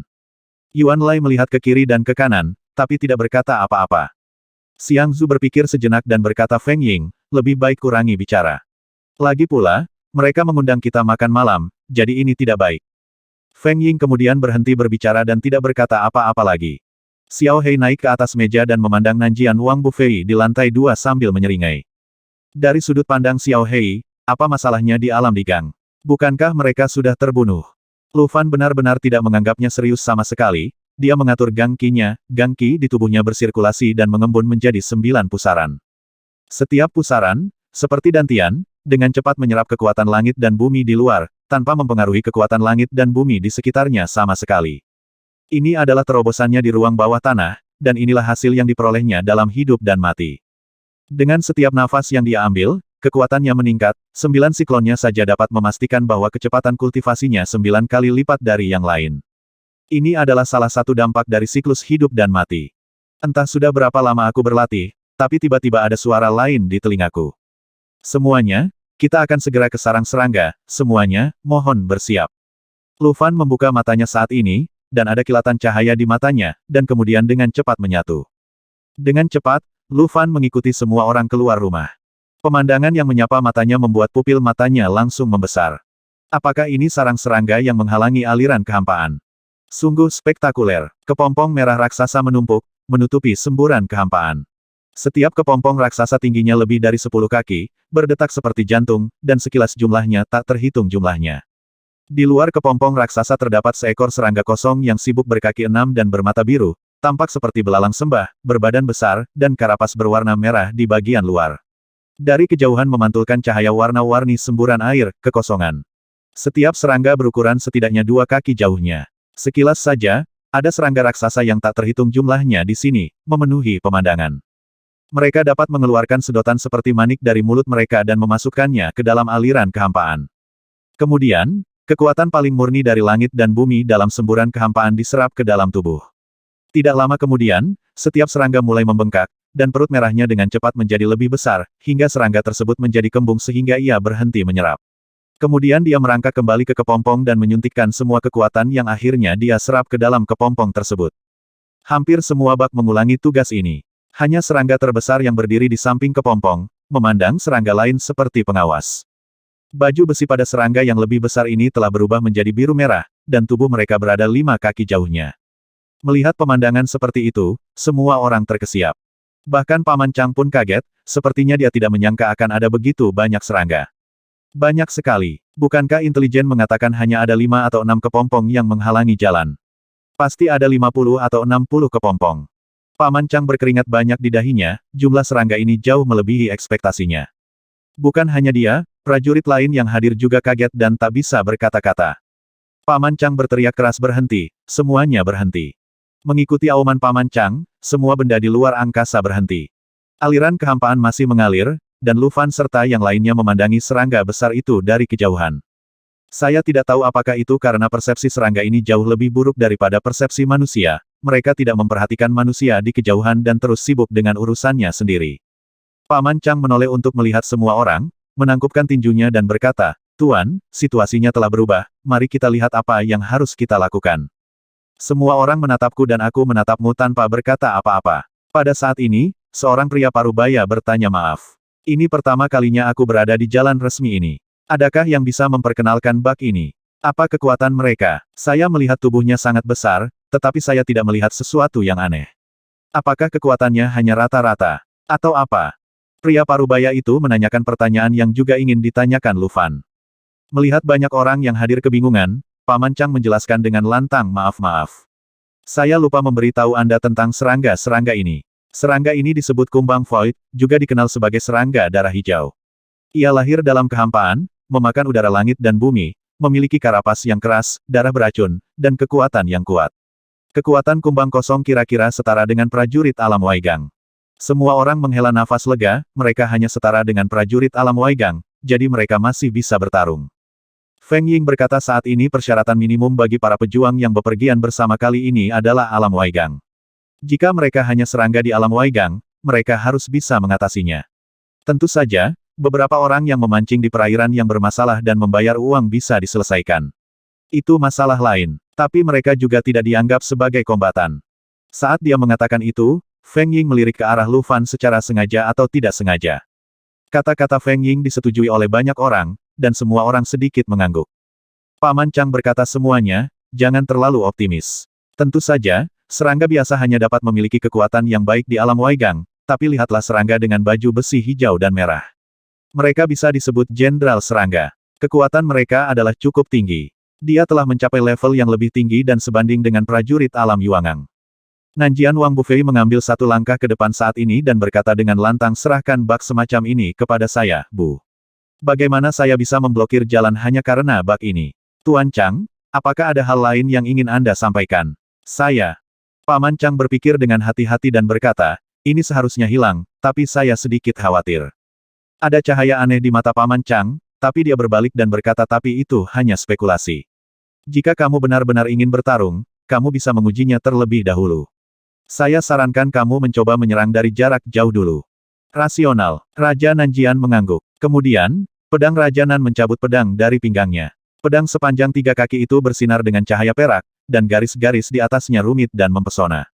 Sambil memegang bunga pedang di tangannya, Raja Nanjian berkata siapa yang mau menghabisi beberapa serangga bersamaku dan Bu. Semua orang berteriak sebagai tanggapan, tetapi Lu Fan tidak mengatakan apa-apa. Dia melihat serangga dari kejauhan dan selalu merasa ada sesuatu yang salah. Ini adalah intuisi yang tidak dapat dijelaskan. Bagaimanapun, dia bisa merasakan bahwa sarang serangga ini tidak sesederhana apa yang dia lihat di depannya. Lu Fan dengan lembut membelai tubuh Xiao Hei dan bertanya, Xiao Hei, apa pendapatmu tentang serangga ini? Xiao Hei mengangguk dan menggelengkan kepalanya. Dia bilang dia juga tidak yakin. Pada saat ini, semua orang di perahu telah melompat dari perahu naga dengan pedang Raja Nan dan melangkah ke perahu pedang yang sedikit lebih kecil. Tanpa berpikir panjang, bisa ditebak kalau kapal pedang ini adalah benda luar angkasa milik Raja Pedang Selatan. Pedang panjang digunakan sebagai perahu, dan rune digunakan sebagai lambung kapal, sangat indah. Ini cocok dengan karakter Nanjian Wang yang angkuh. Raja Nanjian memegang pedang panjang dengan anggun, dan di hadapan semua orang, dia memimpin sekelompok master dan bersiap untuk berangkat. Tiba-tiba, Feng Ying memandang Lu Fan, yang tidak bergerak, dan berkata, Lu Fan, apakah kamu bergabung juga? Setelah mendengar ini, semua orang segera menatap Lu Fan, dengan sedikit rasa jijik di mata mereka. Paman Chang juga memandang Lu Fan dan berkata, Saudara Lu Fan, apakah kamu belum siap untuk pergi? Lu Fan berpikir sejenak, lalu menoleh ke arah 13 dan berkata, 13, lihat dulu. Jika ada yang tidak beres, segera kembali. 13 mengangguk mengerti, sosoknya bersinar, dan berubah menjadi angin sepoi-sepoi dan sampai ke perahu pedang. Melihat 13 sudah menaiki perahu, yang lain tidak banyak bicara. Bagaimanapun, di mata mereka, Lu Fan hanyalah anak yang tidak kompeten. Jika dia ingin muncul, banyak orang mungkin akan keberatan. Tidak ada cara lain. Dia adalah ahli ki dan seni bela diri. Bagaimana orang lain bisa melihat petunjuknya? Selain itu, setelah mempelajari kekuatan siklus hidup dan mati dari penjara bawah tanah, seluruh tubuhnya memancarkan aura misterius. Bahkan master yang mengenalnya tidak dapat menentukan tingkat kultivasinya sebelum dia mengambil tindakan. Orang-orang ini bahkan tidak dapat melihatnya lagi dan hanya berpikir bahwa Lu Fan lemah dan menyedihkan. Tentu saja, Lu Fan tidak bisa menjelaskannya, dia hanya berdiri di atas perahu naga dan menyaksikan Raja Nanjian berlayar menuju sekelompok serangga. Perlahan, Lu Fan berjalan ke arah Paman Chang dan berkata, Paman Chang. Kamu baru saja mengatakan kamu sedikit khawatir. Bolehkah aku bertanya apa yang kamu khawatirkan? Paman Chang berkata itu hanya kekhawatiran buta, tidak layak untuk disebutkan. Lu Fan berkata saya ingin mendengarnya. Paman Chang melirik Lu Fan, dan ekspresi wajahnya menjadi sedikit serius. Induk cacing, saya khawatir apakah akan ada induk cacing di antara serangga-serangga ini. Ekspresi Lu Fan sedikit berubah dan dia berkata, apakah serangga betina adalah raja dari serangga ini? Paman Chang berkata bisa dipahami seperti itu. Tetapi serangga betina jenis ini jarang muncul. Bahkan jika Anda mengangkut orang seperti ini, Anda mungkin tidak akan melihatnya 2 kali dalam hidup Anda. Ini terlalu jarang. Lu Fan kemudian bertanya seberapa kuat serangga betina itu. Paman Chang mengerutkan kening dan berkata ia sangat kuat. Bahkan para ahli di tingkat puncak digang mungkin tidak dapat mengalahkannya. Mereka hanya dapat melarikan diri darinya. Serangga betina memiliki kemampuan khusus. Ia dapat menciptakan semacam energi yang terkondensasi dari kekuatan langit dan bumi. Ruang aneh yang dibentuk olehnya mirip dengan formasi misterius pemurni ki, menjebak orang di dalam, menelan kekuatan dan mati. Saat ditekan, ia juga dapat mengendalikan serangga biasa untuk melakukan self-hancurkan. Kekuatan itu cukup untuk mengancam alam Yuan Gang. Tuan, jika jumlahnya terlalu banyak, bahkan prajurit di alam digang pun akan terluka. Saat Paman Chang berbicara, dia mengeluarkan panci kecil dan menarik napas dalam-dalam ke hidungnya. Lu Fan mencium aroma aneh, yang membuat orang merasa halus. Paman Chang menyerahkan panci kecil itu kepada Lu Fan dan berkata, apakah kamu ingin mencobanya? Dupa fantasi terbaik, aromanya begitu kuat bahkan para dewa pun tidak bisa diam. Menyegarkan. Lu Fan menolak sambil tersenyum, dengan pengetahuannya sebagai seorang praktisi ki, dia dapat mengetahui jenis bahan obat apa yang diambil dari dupa hantu ketika dia mencium aromanya. Rerumputan opium, wewangian paling ajaib, apapun yang diekstraksi dari kedua bahan obat ini mungkin tidak akan berpengaruh apa-apa selain membuat orang mengalami halusinasi yang indah. Lu Fan tidak membutuhkan hal-hal ini untuk membuat dirinya mati rasa. Lu Fan mendengar hal lain dari kata-kata Paman Chang. Perlahan, Lu Fan bertanya Paman Chang, apakah kamu melihat serangga betina? Paman Chang sedikit terkejut dan tetap diam. Lu Fan memandang Paman Chang dengan hati-hati beberapa kali lagi. Ketika dia melihat kekuatan langit dan bumi di sekitar Paman Chang melayang di sekitar tubuhnya dengan cara yang aneh, Lu Fan tersenyum dan berkata seorang pejuang di alam geng bumi, Paman Chang, sepertinya kamu juga orang yang suka cerita. Paman Chang kaget, dan telapak tangannya sedikit gemetar. Dengan tatapan agak tegas di matanya, Paman Chang berkata, bagaimana kamu tahu? Sebelum dia selesai berbicara, Paman Chang tiba-tiba mengambil tindakan dan meninju kepala Lu Fan. Tindakan ini terjadi begitu tiba-tiba, siapa sangka dia tiba-tiba berhenti berbicara di tengah kalimat dan langsung mengambil tindakan. Namun, Lu Fan masih mengulurkan tangan kanannya dan langsung memblokirnya. Pukulan dan telapak tangan bertabrakan, dan sejumlah kecil energi menyebar. Tubuh Lu Fan tidak bergerak, seolah pukulan Paman Chang tidak memiliki kekuatan. Tapi Paman Chang tahu bahwa pukulannya cukup untuk menjatuhkan prajurit alam Yuangang biasa beberapa meter. Saat dia meninju, dia siap menarik kekuatannya kapan saja. Tapi dia tidak menyangka Lu Fan akan menahan pukulannya dengan mudah. Ini hanya menunjukkan bahwa kekuatan Lu Fan jauh melebihi setengah dari prajurit alam Yuangang. Aku bahkan tidak melepaskan kekuatan di tubuhku, jadi aku mengambilnya dengan mudah.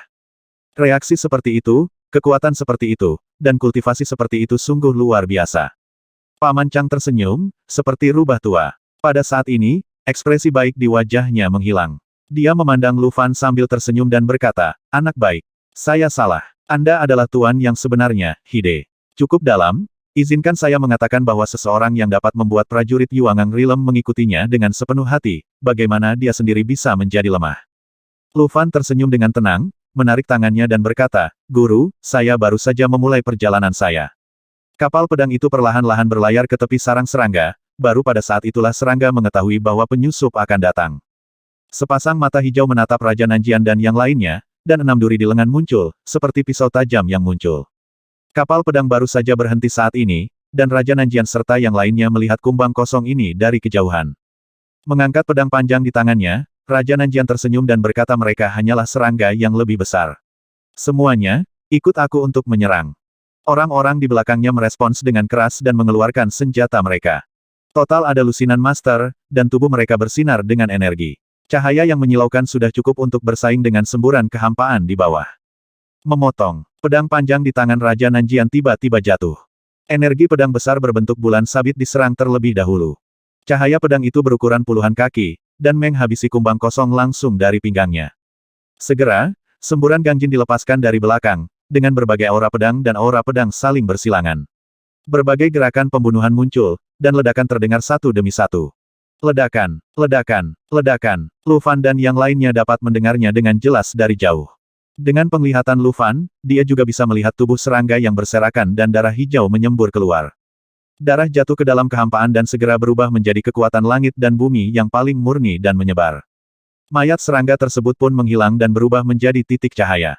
Lu Fan melihat pemandangan ini, dan semua orang melihat pemandangan ini. Tampaknya bak ini tidak terlalu kuat. Tiba-tiba, pemikiran seperti itu muncul di benak semua orang. Dalam putaran pemboman ini, semua serangga di depan langsung terbunuh. Bagus. Itu saja. Serangga seperti itu ingin menghalangi jalan kita. Ia hanya mencari kematian. Raja Pedang, kenapa kita tidak bergegas masuk dan melakukan pembunuhan yang bagus? Gelombang sorakan datang, dan Raja Nanjian juga tertawa dan berkata tidak apa-apa. Kalau begitu mari kita bunuh serangga yang ingin kita bunuh ini dan lari dalam kebingungan. Dengan mengatakan itu, Raja Pedang Nan mempercepat perahu pedang di bawah kakinya dan berlayar ke depan. Paman Chang sudah mengerutkan kening, tapi dia tidak berkata apa-apa lagi. Saya melihat Raja Nanjian memimpin semua orang lebih dekat ke sarang serangga. Pada saat ini, serangga-serangga itu jelas-jelas sedang kesal. Beberapa kumbang hijau merah mengeluarkan jeritan yang menusuk. Segera, serangga yang tak terhitung jumlahnya melebarkan sayapnya di punggung mereka dan mulai menghabisi Raja Nanjian dan yang lainnya. Begitu kedua belah pihak bersentuhan, terjadilah pertempuran sengit. Gang Jin terbang melintasi langit, warna hijau memercik kemana-mana. Pada saat ini, para pejuang ini tiba-tiba menemukan bahwa efektivitas tempur serangga ini masih sangat kuat. Tubuhnya yang besar memberikan kekuatan tirani pada serangga ini, dengan tendangan biasa, kekuatannya setara dengan pukulan penuh dari prajurit alam Waigang. Seekor serangga memiliki 6 kaki, menyebar dengan kekuatan penuh, dan kekuatan bertarungnya luar biasa. Ditambah dengan armor tebal di tubuh mereka, kecuali mereka fokus pada kekuatan senjata seperti sekarang. Kalau tidak, akan membutuhkan banyak usaha untuk menerobos satu lawan satu. Ada pedang datang dari timur, dan pedang itu akan ditebas oleh terik matahari. Raja Nanjian tiba-tiba berteriak keras, dan pedang panjang itu menyala dengan ribuan sinar cahaya. Dengan tebasan pedang, kumbang kosong yang ada di hadapannya langsung tersapu. Kedua kumbang hijau dan merah tersebut juga terdapat banyak retakan di sekujur tubuhnya, beberapa di antaranya langsung terbunuh di tempat, sedangkan yang lainnya melarikan diri dalam sekejap, buru-buru.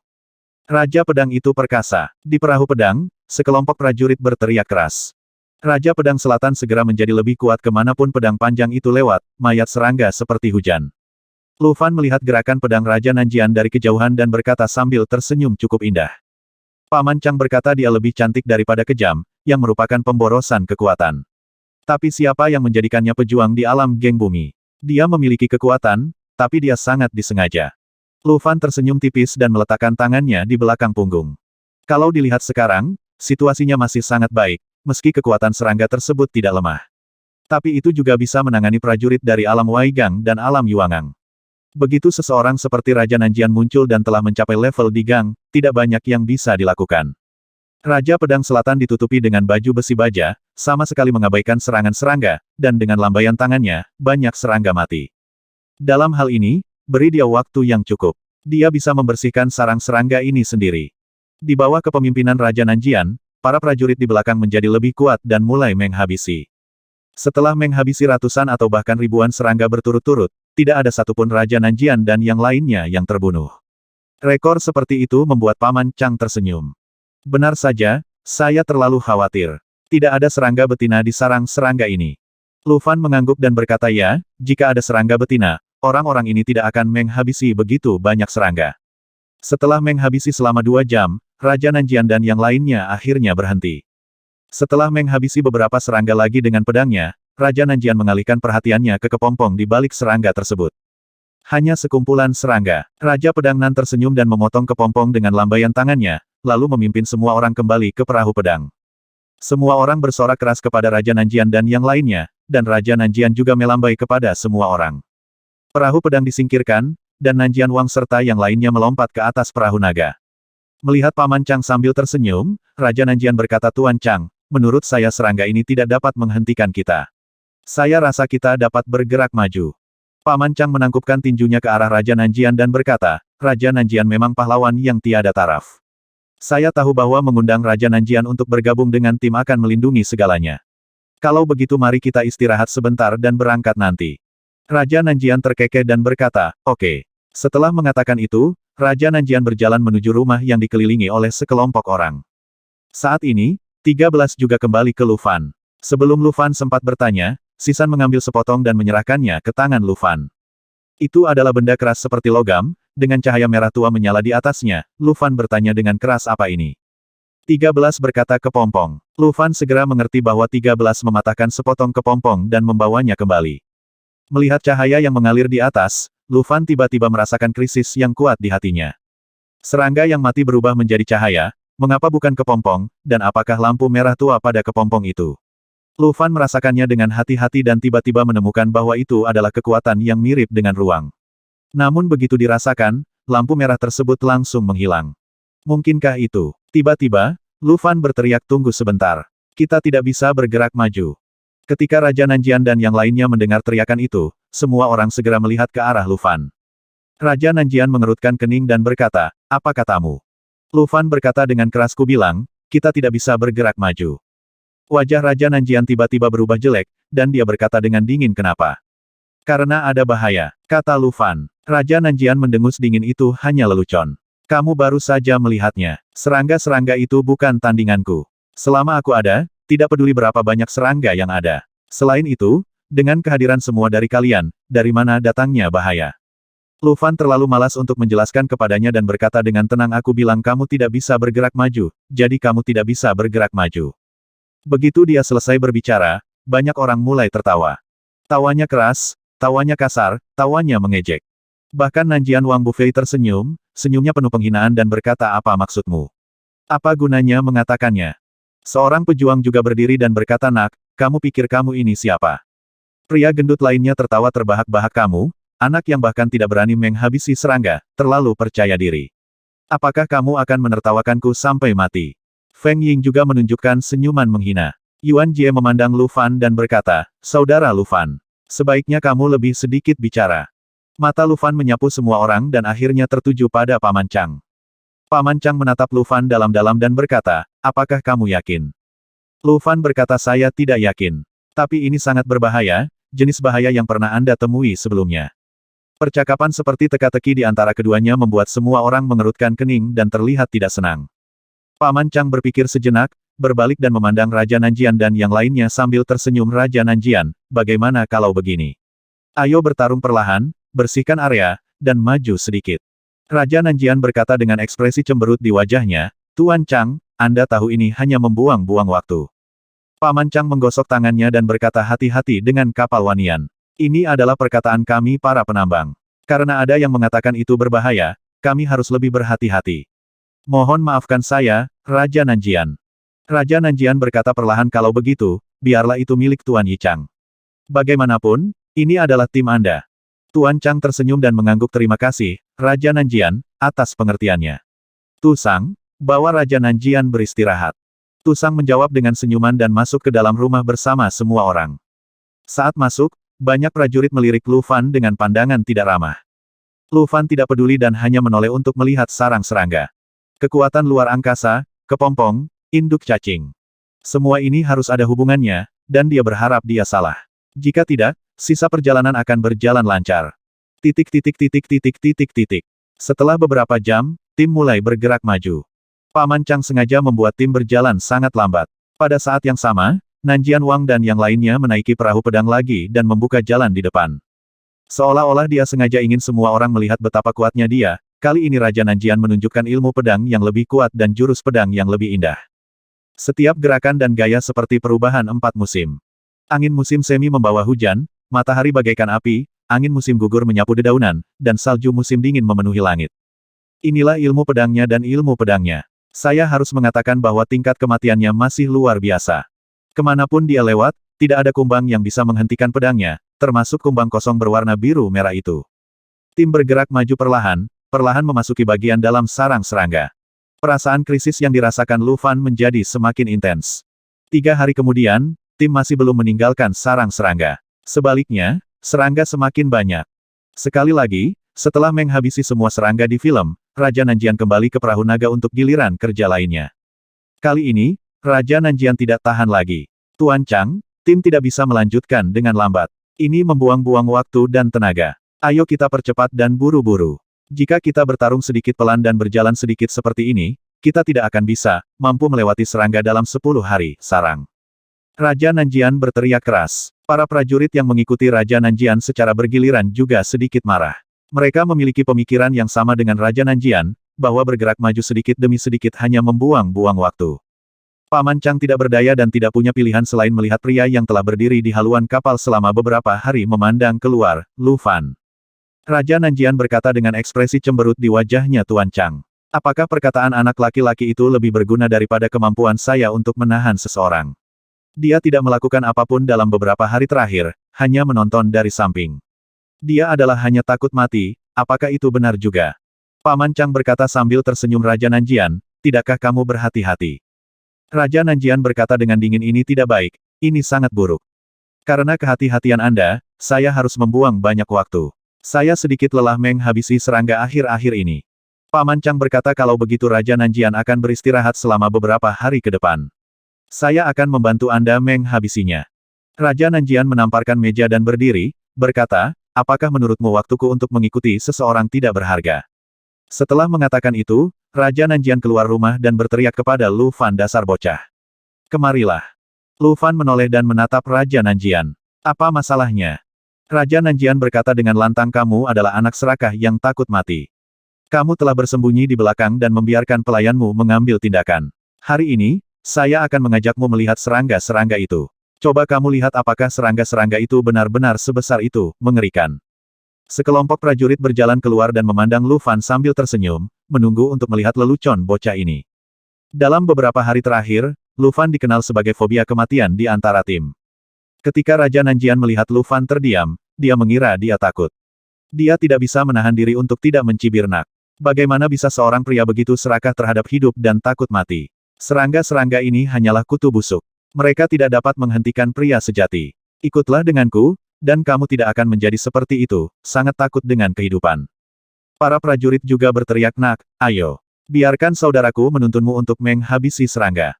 Jangan khawatir, Nak, kami tidak akan melemparkanmu ke dalam tumpukan serangga. Tentu saja, jika kamu kencing di celana, lain ceritanya. Feng Ying memandang Lu Fan sambil tersenyum, dia suka melihat Lu Fan diejek. Namun yang mengejutkannya, ekspresi Lu Fan tetap tidak berubah. Dia sepertinya sedang memikirkan sesuatu. Setelah beberapa saat, Lu Fan berkata, baiklah, aku akan pergi ke depan bersamamu untuk melihat-lihat. Suara Lu Fan tenang, setenang dia akan makan. Raja Nanjian terkejut sesaat, jelas tidak menyangka Lu Fan akan bereaksi seperti ini. Setelah mengatakan itu, Lu Fan melompat dari perahu naga dan menaiki perahu pedang. Raja Nanjian bergumam orang ini cukup pandai berpura-pura.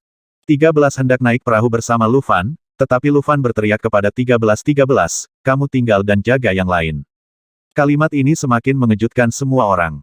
Dia bahkan tidak membawa penjaga apapun, dia benar-benar bersiap untuk mati. Raja Nanjian dan yang lainnya mengikutinya ke perahu, berbalik, Raja Nanjian melirik Lu Fan dan berkata, jangan menimbulkan masalah. Lu Fan berkata saya hanya takut masalah akan menimpa saya.